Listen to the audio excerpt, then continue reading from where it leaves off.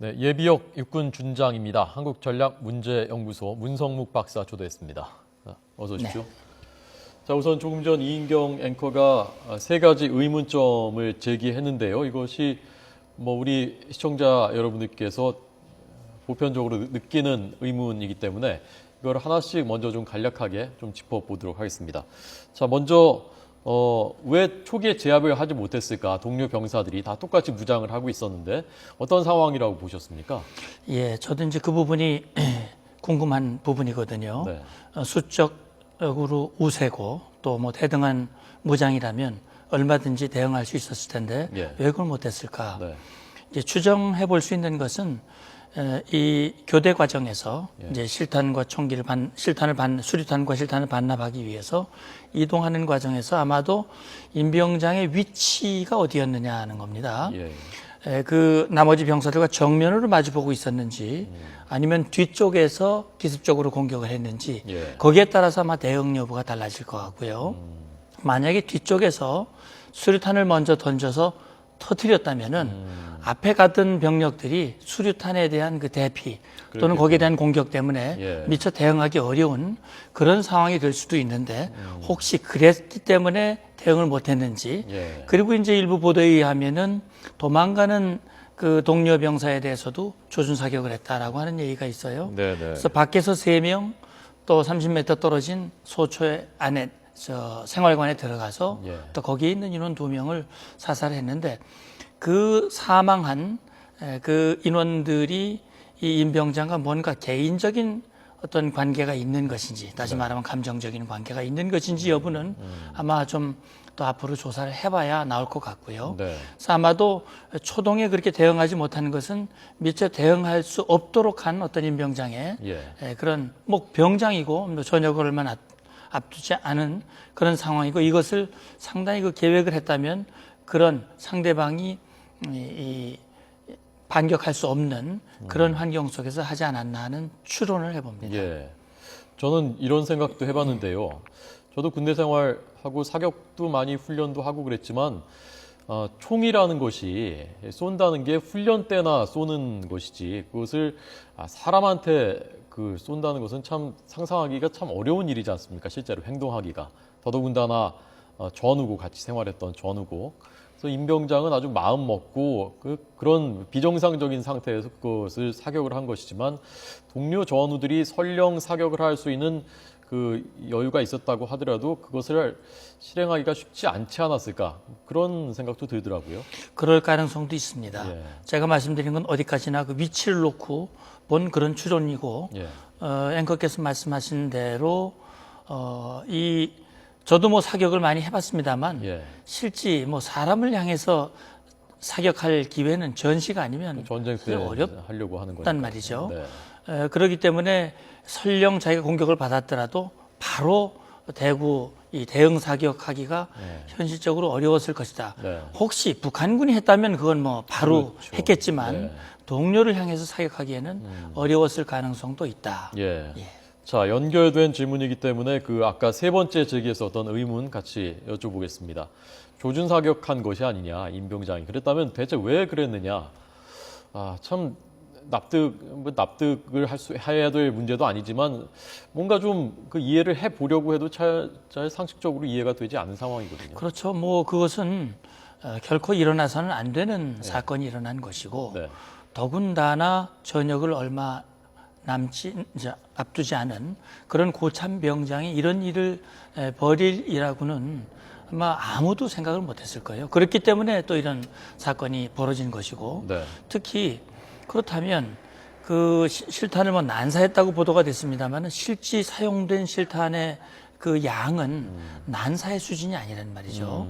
실탄을 예를 들어 추론대로 10발 남짓을 쏘았다면 그 희생된 인원이 5명이 사망을 하고 7명이 부상을 입었는데 예. 그렇다면 결국 사용한 실탄과 희생된 인원과 거의 비슷하다는 얘기란 말이죠. 아껴 쓴 거죠. 난사한 게 아니라 아껴 쓴 겁니다. 그렇다면 역시 조준 사격을 한 것이 아니냐 하는 예. 그런 추론이 가능하거든요. 예.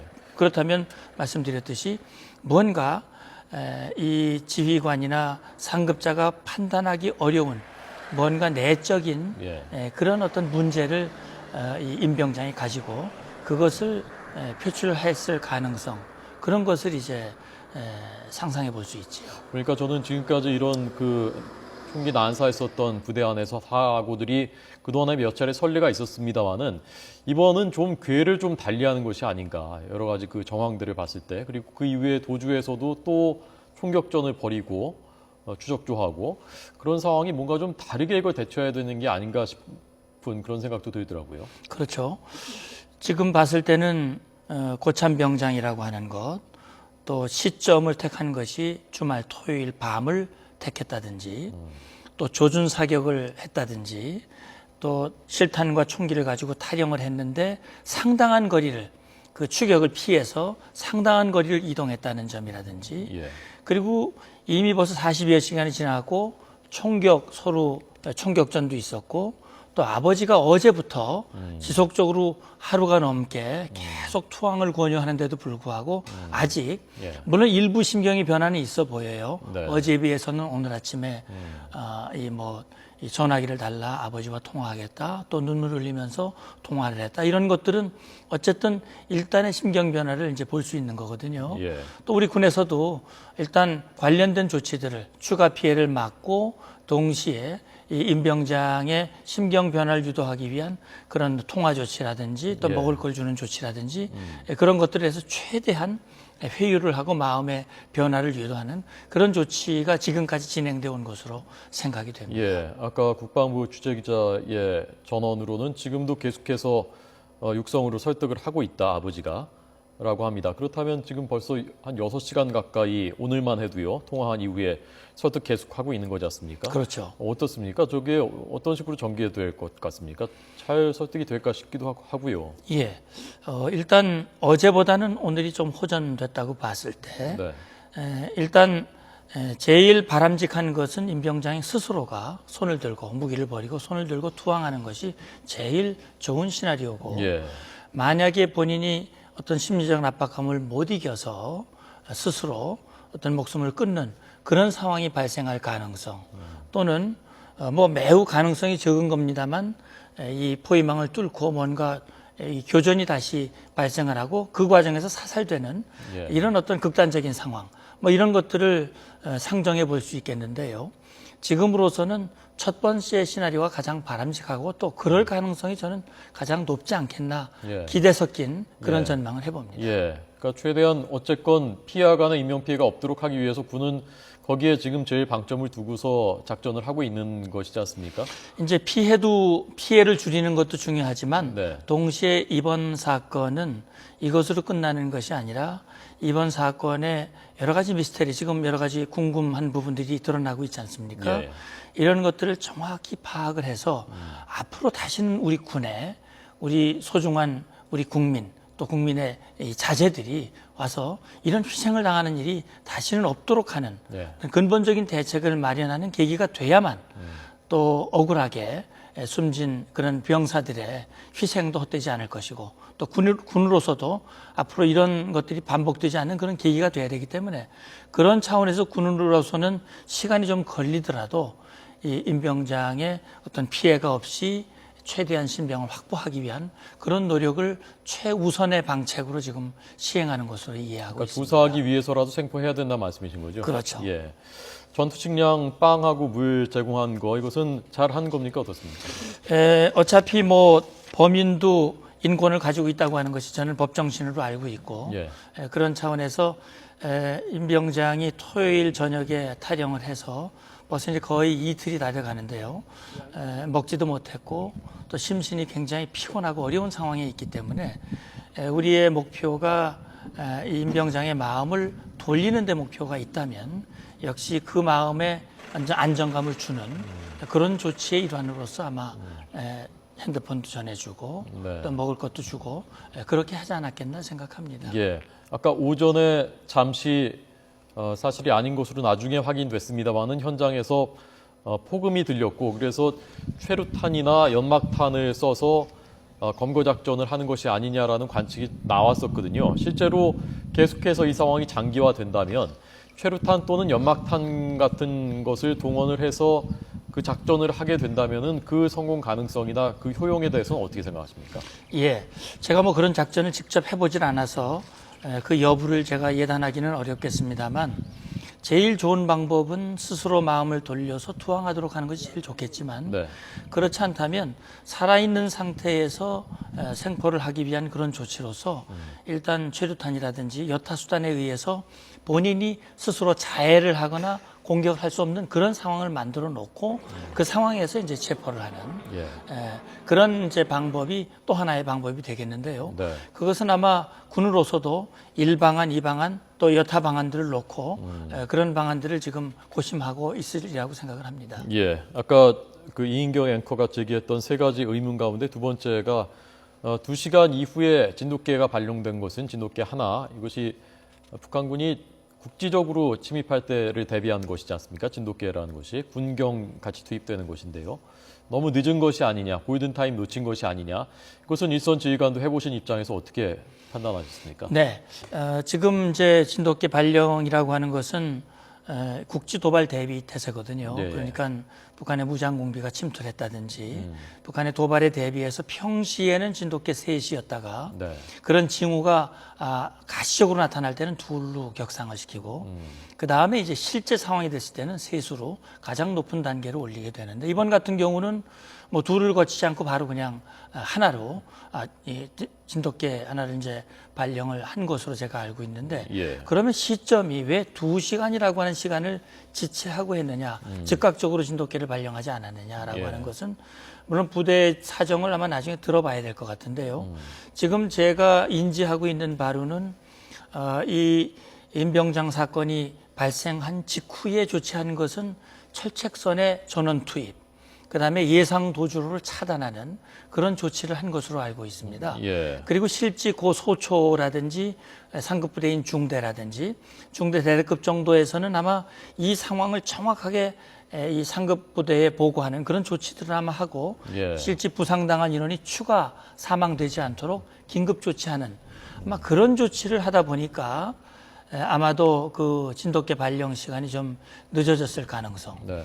또는 진돗개 하나가 발령 안 돼도 그 체포 작전, 추적하는 작전에는 큰 지장은 없는 겁니까? 그 자체는 군 자체로 하는 것이야 하는 충분히 거니까. 가능한 것이죠. 예. 그나마 제가 생각할 때는 2시간 이내에 이 임병장을 체포할 수 있을 것이라고 하는 그런 그 생각을 했을 가능성이 있다고 저는 생각합니다. 예, 예. 그런데 2시간이 넘어가면 역시 도보로 가면 8km 이상을 가야 되고 예. 그렇다면 이 소초, 이 사고 장소로부터 명팔이라든지 민통선 안에 들어와 있는 마을, 민가까지 접근 가능한 그런 시간이라고 판단했을 때 추가 피해를 막기 위한 조치로서 진돗개 하나를 발령해서 이 경찰과 그 예비군이라든지 민간인의 관의 협조를 얻을 수 있는 그런 조치를 취하지 않았느냐라는 그런 추정을 해봅니다만 네. 이것 역시 앞으로 지금 합동 그 중앙수사단이 이 구성이 돼서 지금 조사를 하고 있으니까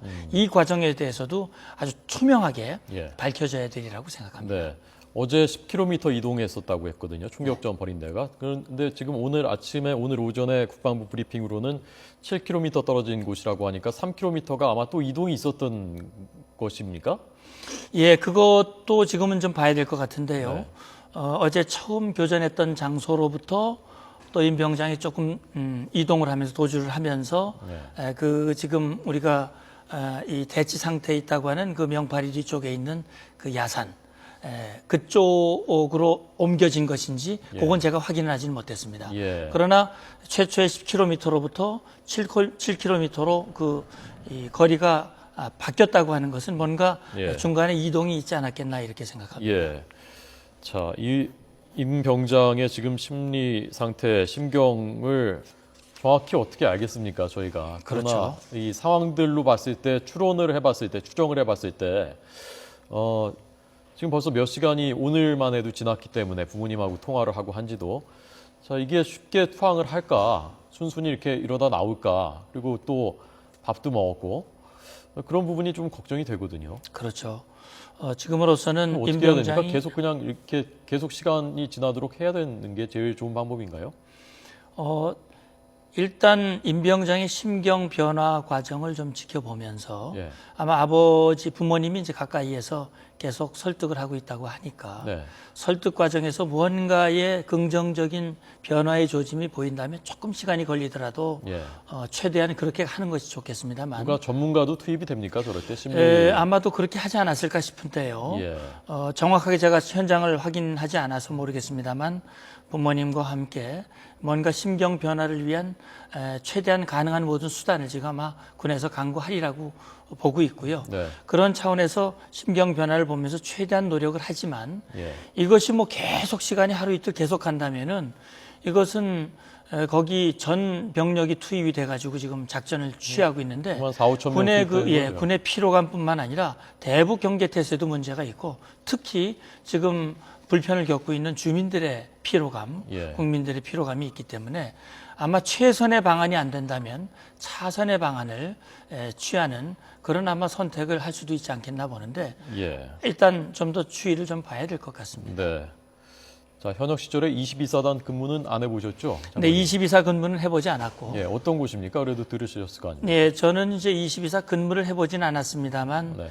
남북 군사 실무회담의 수석 대표로서 2000년대 초반에 이 남북 철도 도로 연결에 관한 이 협상을 한 적이 있었고요. 예. 초창기에 7번 국도와 동해선 철도를 어느 루트를 통해서 연결할 것인가 하는 문제를 보기 위해서 여러 번 이제 정찰을 하고 실제 진행 과정에서도 그쪽 지역 뭐 명파리 마을이라든지 또는 이 22사 해안 지역을 이제 여러 차례 가본 적이 있습니다. 그러니까 네. 22사단이 GOP 사단이면서 동시에 해안을 맡고 있는 아주 독특한 임무를 가지고 있고요. 거기서 원래 그 배 타고 금강산 관광할 때 거기서 고성에서 출발해서 갔었던 곳이지 않습니까? 그러면 이제 속초를 출발하면 네. 그쪽을 경유해서 이제 가는 곳이고 특히 철도도로가 연결되고 육로 관광이 개시됐을 때는 그 금강 통문을 통해서 북한 지역으로 많은 관광객들이